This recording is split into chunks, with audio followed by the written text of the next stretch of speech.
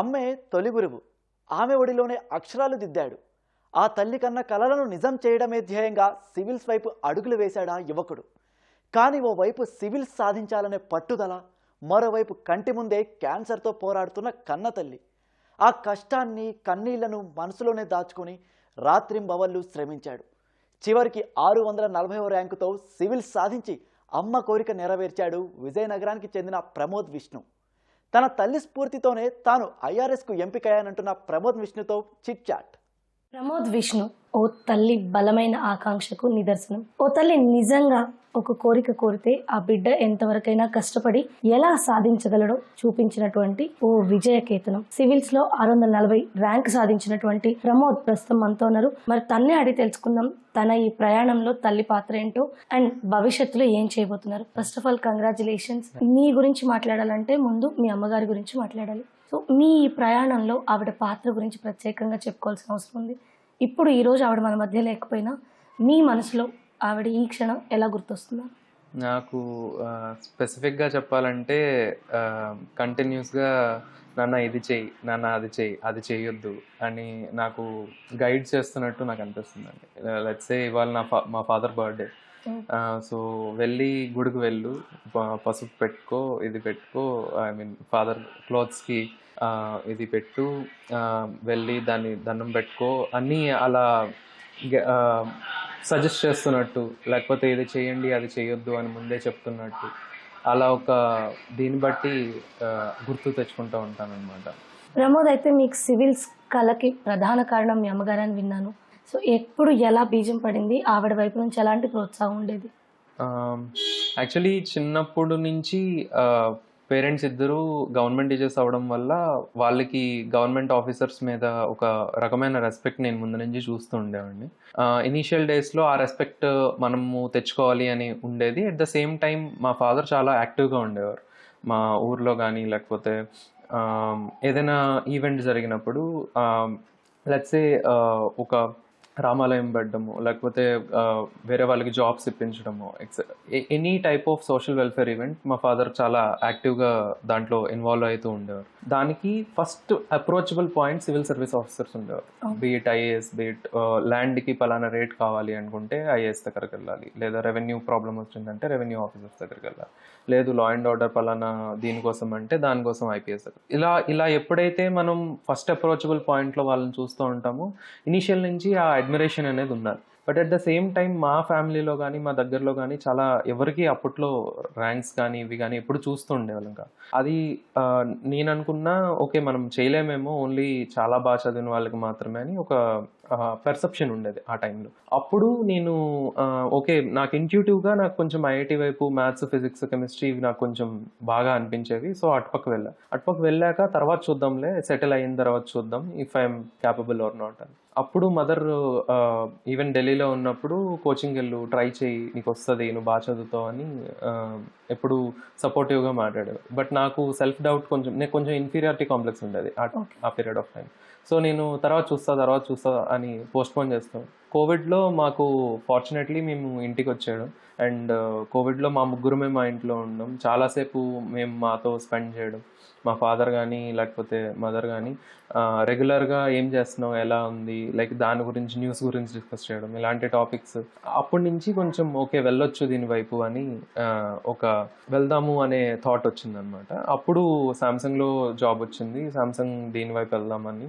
కానీ at the same time కోవిడ్లో coaching time లేక సో షిఫ్ట్ అవ్వాల్సి వచ్చింది. కంప్లీట్లీ కోచింగ్ వైపు వెళ్దాము, కంప్లీట్గా సివిల్ సర్వీసెస్ వైపు వెళ్దాము. అండ్ మీ ఎగ్జామ్స్ టైంలో కూడా అమ్మగారికి క్యాన్సర్ బయటపడము, ఆవిడ సఫర్ అవ్వడము, మీరు ప్రిపేర్ అవ్వడం, ఇదంతా కూడా ఒకే సమయంలో జరిగింది.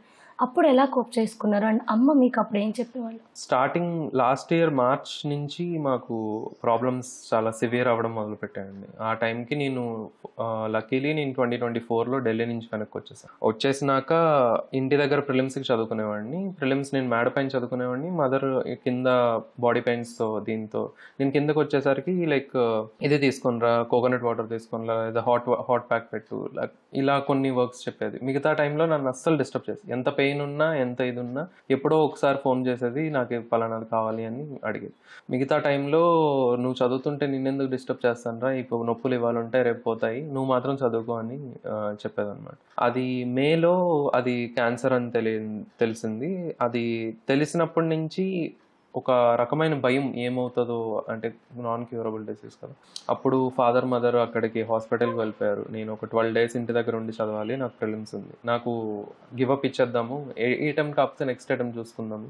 ఫార్చునేట్లీ ఆ టైంకి నాకు బ్యూరో ఆఫ్ ఇమిగ్రేషన్లో జాబ్ వచ్చేసింది. నేను చెప్పాను ఇలా జాబ్ వచ్చేసింది కదా, నేను నెక్స్ట్ ఇయర్ రాసుకుంటాను, ఈ ఇయర్ వద్దు. అప్పుడు ఈ ఇయర్ చాలా బాగా చదివావు నువ్వు, లాస్ట్ ఇయర్ ఏదో చిన్న మిస్టేక్ వల్ల పోతుంటుందండి. ప్రిలిమ్స్లో ఒక 1-2 మార్క్స్ అటు ఇటు అయితే లిస్ట్ బయటకు వెళ్ళిపోతుంది. సో ఆ లాస్ట్ ఇయర్ ఏదో పోయింది, ఈసారి అలా పోనే వద్దు, చాలా బాగా చదివావు కదా, ఈసారి ఇచ్చి పోతే పోయింది, తర్వాత ఒకవేళ పోలేదంటే March 25th అదే May 25th నుంచి హాస్పిటల్లో ఉండి అందరం కలిసి ఉందాం, లేదు సెలెక్ట్ అయ్యామంటే హ్యాపీ, మాకు ఇప్పుడు ఇన్ని బాధల్లో మాకు హ్యాపీనెస్ ఇచ్చేది మీ సక్సెస్ మాత్రమే, సో ట్రై చేయండి. నేను అలాగే అనుకుని ఎగ్జామ్ రాశాను. ఫార్చునేట్లీ అనుకున్న మార్క్స్ కంటే చాలా ఎక్కువ వచ్చాయి. నాకు జనరల్లీ 85 ఆ రేంజ్లో వచ్చేవి, ఈసారి 100 దగ్గర వచ్చాయి. ఓకే. సో అంత ప్రోగ్రెస్ వచ్చేసరికి అండ్ నాకు జాబ్ జాయినింగ్ కూడా వచ్చింది, అది హైదరాబాద్లో వచ్చింది. సో అది ఒక పాజిటివ్ సైన్గా ట్రీట్ చేస్తాం అనమాట. ఎందుకంటే జనరల్లీ ఫస్ట్ పోస్టింగ్ ఎక్కడైనా రావచ్చు, అది అహ్మదాబాద్ రావచ్చు, అమృత్సర్ రావచ్చు, ఏదైనా ఎయిర్పోర్ట్లో రావచ్చు బ్యూరో ఆఫ్ ఇమిగ్రేషన్ అనేది. సో అది ఫార్చునేట్లీ హైదరాబాద్లో రావడం, హైదరాబాద్లో మా మామయ్య వాళ్ళు సెటిల్ అయ్యి ఉండడం, ఇంకా మాకు తెలిసిన వాళ్ళు చాలా మంది ఉన్నారు. సో అది నువ్వు అక్కడికి వెళ్ళి జాయిన్ అవ్వు, ప్యారలల్గా నా మెయిన్ సెంటర్ కూడా హైదరాబాద్లో పడింది అన్నమాట. హైదరాబాద్లో పడడం వల్ల నువ్వు అక్కడే ఉండి జాబ్ జాయిన్ అయ్యి దాంతోపాటు చదువుకో, నువ్వు ఇక్కడ చేసేదేం లేదు, మా ఫాదర్ కూడా నువ్వు ఇక్కడ చేసేదేం లేదు, నేను చూసుకోవాల్సిందంతా నేను చూసుకుంటా, లేదా అమ్మమ్మ వాళ్ళు చూసుకుంటా, లేదా పిన్ని వాళ్ళు చూసుకుంటా, ఇక్కడ ఒక కంప్లీట్ సెటప్ ఉంది, మేము బాగానే చూసుకుంటాం, నువ్వు చేయాల్సిందల్లా నువ్వు బాగా చదువుకొని ర్యాంక్ తీసుకో అంటే. నేను అప్పుడు హైదరాబాద్ వచ్చేసి హైదరాబాద్లో మళ్ళీ మొత్తం నేను అక్కడ ఎస్టాబ్లిష్ చేసిన నా స్టడీ ఎకో సిస్టమ్ అంతటినీ హైదరాబాద్ షిఫ్ట్ చేసి మళ్ళీ ఇక్కడ నేను అడ్జస్ట్ అయ్యి మళ్ళీ ఇక్కడ లీవ్స్ దీనికి అప్లై చేసుకొని అప్పటి నుంచి మళ్ళీ మెయిన్స్ చదివిన వెంటనే మళ్ళీ హాస్పిటల్, ప్రిలిమ్స్ ముందు హాస్పిటల్, ఫిలిమ్స్ తర్వాత హాస్పిటల్, దాని తర్వాత మెయిన్స్ రాసిన 3 months ఇక్కడికి వచ్చాను. మళ్ళీ వెంటనే హాస్పిటల్కి వెళ్ళి అలా అంటే స్ట్రగుల్ అనేది ఫిజికల్గా కూడా మెంటల్లీ కూడా చాలా ఇది అన్నమాట. అది అయిపోయింది. లాస్ట్ హ్యాపీయెస్ట్ మూమెంట్ నాకు తెలిసి November 11th, October 2nd ఎప్పుడైతే దసరా అప్పుడు మదర్ డిశ్చార్జ్ అయ్యారు. ఫస్ట్ కీమోథెరపీ ఓకే బాగానే ఉంది అనుకుని మళ్ళీ బాడీ పెయిన్ స్టార్ట్ అయ్యాను. సో November 11th నాకు రిజల్ట్ వచ్చినప్పుడు, ఇంటర్వ్యూకి సెలెక్ట్ అయ్యావు అనే రిజల్ట్ వచ్చినప్పుడు అప్పుడు అందరూ కొంచెం రిలాక్సేషన్ స్టేట్లోకి వచ్చి ఓకే హ్యాపీగా కొంచెం హ్యాపీనెస్ అండి. సాడ్లీ అది నా ఇంటర్వ్యూ వచ్చే లోపల చనిపోవడం జరిగింది. సో మీరు ఎప్పుడైతే మళ్ళీ వచ్చారు, ఇప్పుడు IRS వస్తుంది, ఇంటర్వ్యూలో కూడా మంచిగా పర్ఫామ్ చేశారనిపించినప్పుడు ఏమనిపించింది? మీ అమ్మగారి కోరిక, ఆవిడ ఎన్నోసార్లు చెప్పుంటారు మీతో, సో అప్పుడు ఏమనుకున్నారు? నేను అసలు అంటే ఇంటర్వ్యూ టైంకి నేను అసలు ఇద్దామని అంతవరకు చాలా కంట్రోల్ చేసుకున్నానండి. అంతవరకు అంటే ఫ్రెండ్స్తో మాట్లాడో, లేకపోతే ఇంకేదైనా నావిగేషన్ పెట్టుకోనో, చదువుకోనో, లేకపోతే పాత మదర్ ఫొటోస్ చూసుకోనో, లేకపోతే వీడియోస్ చూసుకోనో ఎంతో కొంత మోటివేట్ చేసుకొని ఇంత దూరం వచ్చాం ఇక్కడ వదిలేయకూడదు అని నన్ను నేను మోటివేట్ చేసుకొని ఎలాగైనా కంప్లీట్ చేసేద్దాం. దాని తర్వాత అంటే ఇప్పుడు ఏంటంటే లెట్స్ సే నేను బ్రేక్ డౌన్ అయ్యాను అంటే మా ఫాదర్ ఆల్రెడీ బాధపడుతున్న వాళ్ళు ఇంకా బాధపడుతుంది, మా అమ్మమ్మ ఇంకా బేసికలీ అది ఒక రిపుల్ ఎఫెక్ట్ తయారైపోతుంది ఫ్యామిలీలో. ఎందుకంటే నేను చిన్నోడిని, నేను ఎంత బాధపడతానో అది రిఫ్లెక్ట్ అవుతుంది, మ్యాగ్నిఫై అయిపోతుంది పెద్దవాళ్ళకి వెళ్ళేసరికి. నేను బాధపడినా బయటకు కనిపించకూడదు, ఓకే బాగానే ఉన్నాను, అక్కడ ఢిల్లీలో ఉన్నాను, ప్రశాంతంగా ఉంది, అది సంథింగ్ ఏదైనా ఆల్టర్నేటివ్ టాపిక్ మాట్లాడి ఫ్రెండ్స్తో అక్కడ కొంతమంది ఫ్రెండ్స్ అయ్యారో అక్కడ వాళ్ళతో మాట్లాడి ఇంటర్వ్యూ టైంకి అంతవరకు బాగానే ఉంది. ఇంటర్వ్యూకి నేను అనగా ఇలాంటి ఒక చైర్లో కూర్చోవాలి ఒక 10 minutes. మీరు 12th ఫెయిల్ మూవీ చూస్తే అందులో ఒక ఈ బోర్డు ఉంటుంది, బయట కూర్చొని ఒక 10-20 minutes వెయిట్ చేయాలి. అంతవరకు బాగానే ఉన్నా ఆ 10-20 minutes కూర్చున్నప్పుడు మొత్తం జరిగిందంతా బ్రెయిన్లో తిరగడం మొదలుపెట్టింది అన్నమాట. అంటే మా పేరెంట్స్ కాళ్ళు మీద దండం పెట్టుకొని వెళ్ళేవాడిని. ఆ రోజు ఫాదర్ వచ్చారు ఢిల్లీ, ఆయన కాళ్ళు దండం పెట్టుకుంటున్నప్పుడు ఆయన విష్ చేయలేక ఆయన ఏడ్చేస్తున్నారు అన్నమాట. అంటే పక్కన ఇంకో మనిషి లేదు అన్నట్టు. అంటే ఇంత హ్యాపీ మూమెంట్ని ఇంత బ్యాడ్గా ట్రీట్ చేయాల్సి వస్తుంది అని అప్పుడు చాలా బాధపడ్డాను. అది అక్కడికి వచ్చేసరికి ఆ హాట్ సీట్లోకి వచ్చేసరికి అది మళ్ళీ మళ్ళీ మళ్ళీ మళ్ళీ అదే గుర్తొస్తుంది. నాకంటే ముందు వెళ్ళిన అతను బయటకు వచ్చేసాడు. నెక్స్ట్ నేనే వెళ్ళాలి. నేను మొత్తం షర్ట్ అంతా తడిపేసుకున్నా లైక్ వాటర్తో, కంటి నీళ్ళతో. అయితే లక్కీలీ ఏమైందంటే ఇతను బయటకు వెళ్ళిన తర్వాత టీ బ్రేక్ తీసుకున్నారు. నేను 4th పర్సన్, 6 మెంబర్స్ ఉంటారు. 3rd మెంబర్ తర్వాత బ్రేక్ తీసుకున్నారు అనమాట. టీ బ్రేక్ తీసుకున్నారు. వాళ్ళు టీ బ్రేక్ తీసుకునే గ్యాప్లో నేను వాష్రూమ్కి వెళ్ళి మొహం కడుక్కొని, నేను ఇంత దూరం వచ్చి ఇప్పుడు వదిలేయాల్సింది కాదు, ఎలాగైనా సక్సెస్ అవ్వాలి, సక్సెస్ అవ్వకపోయినా పర్లేదు, దీనివల్ల ఇంపాక్ట్ పడకూడదు. లేకపోతే అంటే బ్లేమ్ చేసేయడం చాలా ఈజీ, ఇలా అయింది కాబట్టి నేను చేయలేకపోయాను అని బ్లేమ్ చేసేయడం చాలా ఈజీ. కానీ ఆ బ్లేమ్ చేసే ప్రాసెస్లో మనం ఇంకా ఎక్కువ బాధపడాల్సి వస్తుంది రేపు పొద్దున్న ఫ్యూచర్లో. ఎందుకంటే రిజల్ట్ వచ్చినాక ఇంతవరకు ఏదైతే మనకి మెయిన్గా బాధపడే ఈవెంట్ ఉందో దానికంటే కొంచెం సంతోషించే ఈవెంట్ కూడా యాడ్ అవ్వడం వల్ల ఫ్యామిలీ కొంచెం స్టేబుల్గా ఉంది. జస్ట్ ఇన్ కేస్ ఇది రాకపోయి ఉంటే లైక్ కొలాప్స్ అయిపోయే పొజిషన్లో ఉన్నది అని నేను అద్దంలో చూసుకొని ఫేస్ వాష్ చేసుకొని, చేయగలవు, ఇంత దూరం వచ్చో చేయగలవు, స్మైల్ చేసి. అంతవరకు నేను ఇంటర్వ్యూస్ ఇస్తున్నంతసేపు, మాక్ ఇంటర్వ్యూస్ ఇస్తున్నంతసేపు చాలా సీరియస్గా మాట్లాడేవాడిని. యాక్చువల్లీ నేను చాలా జోవియల్గా నార్మల్గా మాట్లాడేటప్పుడు నవ్వుతూ ఫుల్ దీంట్లో మాట్లాడతా, ఎవరితో మాట్లాడి. బట్ ఇంటర్వ్యూకి వచ్చేసరికి నేను కూర్చొని చాలా సీరియస్గా మాట్లాడుతుండేవాడిని. ఎందుకంటే మాటలు రావట్లేదు నాకు. మాక్ ఇంటర్వ్యూస్లో నాకు తెలుసు, ఆన్సర్ తెలుసు, కానీ చెప్పలేకపోయేవాడిని స్టార్టింగ్లో. అయితే దాన్ని అవాయిడ్ చేయడం కోసం అలా ఆ సీరియస్ టోన్ అలవాటు అయిపోయిందో ఏమో కానీ ఆ ఇంటర్వ్యూ అనేసరికి ఒక సీరియస్ టోన్కి వచ్చేసారు. సో అందుకని కానీ ఫైనల్ ఇంటర్వ్యూకి వచ్చేసరికి ఫేస్ వాష్ చేసుకొని నవ్వి కంప్లీట్గా ఇంత స్మైల్ మెయింటైన్ చేయాలని ఇలా బలవంతంగా ఇలా పెట్టి ఇలా పుష్ చేసుకున్నాను. వెళ్ళి అదే స్మైల్తో మొత్తం ఇంటర్వ్యూ. ఒక క్వశ్చన్కి ఆన్సర్ సరిగ్గా చెప్పలేదు. 5 మెంబర్స్ ఉన్నారు. 3rd మెంబర్ ఆన్సర్ సరిగ్గా చెప్పలేదు. 3rd మెంబర్ ఆన్సర్ సరిగ్గా చెప్పకపోయినా మిగతా వాళ్ళది కొంచెం ఈజీ క్వశ్చన్స్ అడిగారు, చెప్పేసి అదే స్మైల్తో బయటకు వచ్చేసి. ఒకవేళ ఆ రోజు అంటే యూపీఎస్సీ అనేది ఎంత అన్ప్రెడిక్టబుల్ అంటే నాకు 182 మార్క్స్ వేశారు, విచ్ ఇస్ ఎగ్జాక్ట్లీ యావరేజ్. 170 వేసి ఉంటే లిస్ట్ బయట ఉండేవాడిని. 12 మార్క్స్లో మొత్తం ఇప్పుడు వరకు ఏదైతే జరిగిందో అదంతా జరుగుండేది. సో అలా 1 మార్కు 2 మార్కులు వల్ల మొత్తం తలకిందులు అయిపోతుంది. సో అలాంటి సిచ్యువేషన్లో నేను బాగానే డీల్ చేశాను అని అనుకున్నా. యాక్చువల్లీ అన్ని మార్క్స్ వస్తాయి అనుకోలేదు. బట్ అంటే స్మైల్ మెయింటైన్ చేసి, కాన్ఫిడెన్స్ మెయింటైన్ చేసి, అట్ ద సేమ్ టైం ఆ కంపోజర్ మెయింటైన్ చేసినందుకు వాళ్ళకి తెలియకపోయినా సిచ్యువేషన్ అంతాను, but at the same time మంచి ఆన్సర్స్ ఇచ్చాను అనే ఫీలింగ్ రావడం వల్లేమో ఒక యావరేజ్ మార్క్స్ అని వచ్చాయి. యాక్చువల్లీ ఈ ఇయర్ ఇంటర్వ్యూకి చాలా ఎక్కువ మార్క్స్ వచ్చాయి. 210, 215 వచ్చిన వాళ్ళు కూడా ఉన్నారు. But 182 is a decent score అనొచ్చు. అన్నిటిలో యావరేజ్ స్కోర్. మీకు బాగా టఫ్ అనిపించింది, సరిగా ఆన్సర్ చేయలేకపోయినారు కదా, అదేం క్వశ్చన్, ఎందుకు మీకు అంత టఫ్ అనిపించింది? యాక్చువల్లీ క్వశ్చన్ టఫ్ కాదండి. Question is pretty basic. మనం ఎప్పుడు అందరితో మాట్లాడుకునే క్వశ్చన్. కాకపోతే ఆయన చాలా ఆయన జస్ట్ ఇక్కడ కూర్చున్నారు, నాకు చెయ్యి ఆయన ఇలా అంటే నాకు ఇక్కడ తగులుతుంది, టచ్ అయ్యేలా ఉంది. ఆయన ఇలా బట్టి ఎందుకు అందరూ ఐఐటి అని పిచ్చెక్కిపోతూ ఉంటారు, ఐఐటి లేకపోతే లైఫ్ లేదా, లేకపోతే ఐఐటిని డీమిస్టిఫై చేయాలి, ఐఐటి ఒకటేనా ప్రపంచం అని సంథింగ్ అలా అన్నారు. అంటే నేను ఒక అకాడమిక్ మెంటర్గా వర్క్ చేశాను, ఒక ఫిజిక్స్ టీచర్గా, ఎప్పుడు 2023 నుంచి. సో ఆ పాయింట్ పట్టుకొని అడిగారో లేకపోతే నా బ్యాక్గ్రౌండ్ బట్టి అడిగారో, but however he asked me that question which was never the case. మామూలుగా మనం మాక్ ఇంటర్వ్యూస్ ఇచ్చినప్పుడు ఎప్పుడు ఇలాంటి క్వశ్చన్ నాకు రాలేదు. అలా క్వశ్చన్ వచ్చేసరికి నేను కొంచెం తడబడ్డాను అనమాట. అంటే ఇప్పుడు ఐఐటి వేస్ట్ అని ఒప్పుకుంటే ఒక ప్రాబ్లం, ఐఐటీలు వేస్టా లేకపోతే నువ్వు ఎందుకు చదివి అటుపక్కలు లేదు, ఐఐటి బెస్ట్ అని చెప్తే నీకు సుపీరియారిటీ కాంప్లెక్స్ ఉందా, లేకపోతే ఐఐటి తప్ప మిగతావేమీ లేదా అన్నట్టు ఏం చెప్పాలో నాకు కొంచెం తడబడ్డాను అన్నమాట. అయితే లేదు సార్, మిగతా వీటిని బాగా ఇది చేయాలి, లైక్ దానికి ఇంకో మంచి ఆన్సర్ ఇవ్వగలను నేను ఒక మంచి కంపోజర్లో ఉండుంటే. ఇప్పుడు చైనా కానీ లేకపోతే ఇలాంటివి కానీ రీసెర్చర్స్ని, సైంటిస్ట్ని, డాక్టర్స్ని నేషనల్ అసెట్స్ కింద కన్సిడర్ చేస్తారు వాళ్ళు.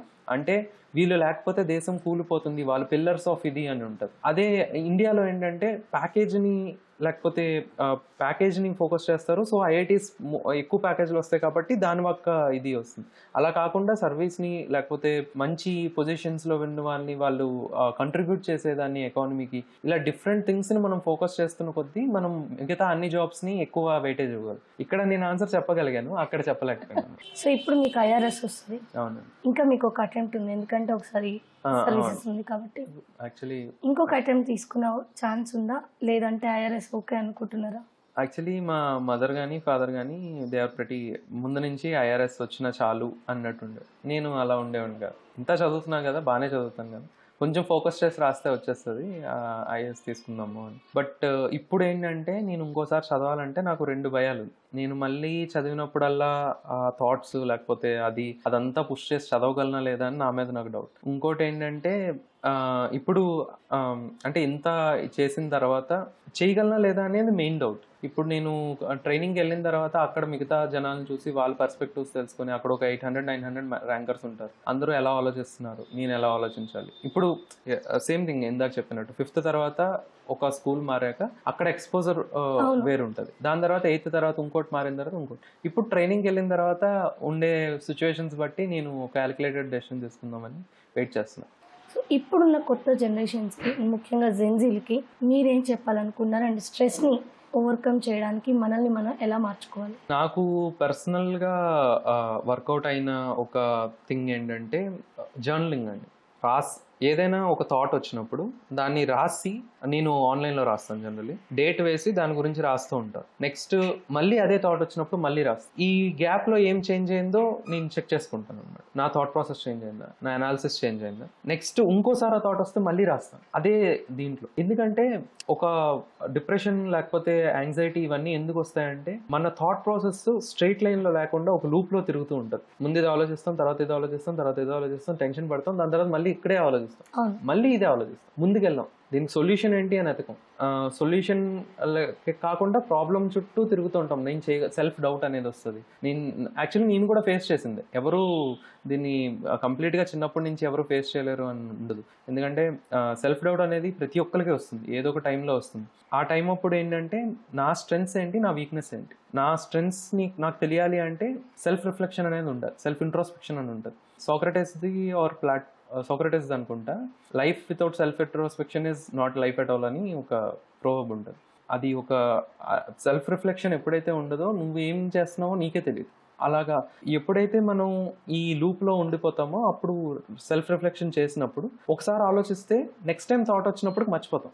సో అది రాసుకొని ఉంచామనుకోండి, ఇది ఇది ఇది ఇది అది 2023 నుంచి రాసుకోవడం మొదలుపెట్టాను నేను. ఎందుకంటే అప్పుడు నాకు అది ఒక పెద్ద ఫెయిల్యూర్ అనమాట. మెయిన్స్ రాకపోవడం, ఇంటర్వ్యూ కాలే రాలేదు. నేను బాగానే రాశాను, మ్యాథ్స్ కొంచెం బాగా రాయలేదు అనుకున్నా. బట్ ఎప్పుడైతే ఇంటర్వ్యూ కాల్ రాలేదో అప్పటి నుంచి నాకు సెల్ఫ్ డౌట్ చాలా ఎక్కువ అయిపోయింది. నేను నిజంగానే చేయగలనా, అప్పటి నుంచి రాయడం మొదలుపెట్టా. It help me a lot. ఎవరికో చూపించక్కర్లేదు, ఎవరికో ఇది చెప్పాలి, నా కోసం నేను చేసుకుంటున్నాను. ఇది నా థాట్ ప్రాసెస్ నేను క్లియర్గా ఉంచుకోవడానికి. చాలా మందికి అది సిల్లీగా అనిపించవచ్చు, లేదా డైరీ రైటింగ్ లాగా అనిపించవచ్చు. బట్ ఎప్పుడైతే మన థాట్స్ మీద మనకి గ్రిప్ ఉంటుందో అవతల వాళ్ళు చెప్పేది మనల్ని ఎఫెక్ట్ చేయదు. అవతల వాళ్ళు చాలా చెప్తారు, లైక్ వాళ్ళ పర్స్పెక్టివ్ నుంచి చెప్తారు, వాళ్ళ ఎక్స్పీరియన్సెస్ నుంచి చెప్తారు. బట్ వాళ్ళకి నీ స్ట్రెంగ్స్ అండ్ వీక్నెసెస్ సరిగ్గా తెలియదు. And also what you have gone through నీకు తెలియకపోవచ్చు, వాళ్ళకి తెలియకపోవచ్చు. అలాంటప్పుడు హిందీలో కూడా ఉంటుంది, సునో సబ్కా కరో అప్నా అని. అలాగా అంటే కంప్లీట్గా అడమెంట్ ఉండక్కర్లేదు. వాళ్ళు మంచి చెప్తున్నారంటే ఓకే దిస్ మైట్ వర్క్, వాళ్ళు చెప్పేది నాకు వర్కౌట్ అవుతుంది అంటే వాళ్ళని ఏమీ అటాక్ చేయక్కర్లేదు. Just okay this doesn't work for me, okay sir అని చెప్పేసి దాని తర్వాత మనం ఇంట్రోస్పెక్ట్ చేసుకోవడం ఇస్ బెస్ట్. ఏదైనా ఒక రిజల్ట్ ఆర్ ఒక డెసిషన్ తీసుకునే ముందు ప్రోస్ అండ్ కాన్స్, దీన్ని చేసడం వల్ల నాకు ఇది అడ్వాంటేజెస్, ఇది అడ్వాంటేజ్. నేను ప్రతి ప్రిలిమ్స్ తర్వాత రాసి మా పేరెంట్స్ పెట్టామండి. ఒకవేళ సెలెక్ట్ అయితే ఇవన్నీ చేస్తాను, సెలెక్ట్ అవ్వకపోతే ఇవి చేస్తాను. సెలెక్ట్ అయితే ఇమీడియట్గా టెస్ట్ సిరీస్ జాయిన్ అవుతాను, మెయిన్స్ రాస్తాను, మెయిన్స్ మాక్ టెస్ట్ రాస్తాను. ఇలా సెలెక్ట్ అవ్వకపోతే వారం రోజులు ఏడుస్తాను, తర్వాత ఇంటికి వస్తాను. ఇంటికి వచ్చి కాసేపు కొన్ని రోజులు తింటాను, జిమ్కి వెళ్తాను, ఒక 1 month రెస్ట్ తీసుకొని దాని తర్వాత మళ్ళీ ప్రిపరేషన్ స్టార్ట్ చేస్తాను. 2023లో 24లో అయితే నేను యూపీఎస్సీ వదిలేస్తానని రాశాను. ఎందుకంటే ఇంకా టైం వేస్ట్ అనిపించింది. అండ్ 2024లో ఎలాగా జాబ్ అటుపక్క ఫిజిక్స్ టీచర్ చేస్తున్నాను. అప్పటికి ఇంటర్వ్యూ కాల్ కూడా వేరే దానికి వచ్చింది. సర్లే దీంట్లో ఉండిపోతాం అని. మా మదర్ మాత్రం నువ్వు అసలు ఎట్టి పరిస్థితుల్లో గివప్ ఇవ్వకూడదు, ఎందుకంటే నువ్వు దీంట్లో ఉండిపోతే నేను సాటిస్ఫై అవ్వను. ఫస్ట్ దీంట్లోనే ఉండిపోయేటట్టయితే నువ్వు సాఫ్ట్వేర్కి వెళ్ళొచ్చు, సాఫ్ట్వేర్లో బోల్డ్ డబ్బులైనా వస్తాయి అట్లీస్ట్ నీకు. ఇటుపక్క నువ్వు నార్మల్గా ఏదో జాబ్ వస్తే చాలు అనుకునేటట్టయితే నువ్వు ఇంత కష్టపడి చదవడం ఎందుకు, రోజు 15 గంటలు చదివేవాడు, అప్పుడప్పుడు ఇన్ని కష్టాలు పడ్డావు, మధ్యలో ఎందుకు వదిలేస్తావు అని తిట్టేదన్నమాట. అప్పుడు 2024లో అలాగ అన్నాను కానీ, బట్ 5లో ఇన్ని ప్రాబ్లమ్స్ ఉన్నాక అప్పుడు చెప్పిన మాటలే గుర్తెచ్చుకొని రాస్తూ ఉండేవాడిని అన్నమాట. అది ఇంటి దగ్గర నేను చేసిన బిగ్గెస్ట్ అంటే తీసుకున్న మంచి డెసిషన్ ఏంటంటే దీనికి ఢిల్లీ నుంచి మా ఇంటికి వచ్చి మా ఇంట్లోనే చదువుకుంటాను. ఎందుకంటే ఆ లాస్ట్ 6 months ఆమెతో స్పెండ్ చేయడం నాకు మళ్ళీ ఎప్పటికీ దొరికేది కాదు నాకు ఆ టైం. ఆ 6 months నేను కొంచెమైనా తనతో పాటు ఉన్నాను అనే ఆనందం నాకు ఉన్నది. ఒకవేళ 6 months లేకపోతే మళ్ళీ కోవిడ్ దగ్గర ఉండే 2 years నేను ఎక్కువగా చూపుతున్నాను. నేను 9th class తర్వాత ఇంటి బయటకు వెళ్ళిపోయిన తర్వాత ఎక్కువసేపు ఉండలేకపోయాను. ఆ 6 months అట్లీస్ట్ నేను ఉన్నాను, నాతో పాటు ఉన్నది ఎప్పుడైతే అది ఉంటుందో అట్లీస్ట్ కొంచెమైనా హ్యాపీగా ఉన్నాను. లైక్ రిజల్ట్ ఇవన్నీ తర్వాత విషయం, కానీ లాస్ట్ కొన్ని మెమరీస్ అంటే దే ఆర్ వెరీ సాడ్. అంటే రోజు బాడీ పెయిన్స్ ఎక్సెట్రా, బట్ నేను ఉన్నాను అనే ఫీలింగ్ అన్నమాట. Thank you so much and congratulations again.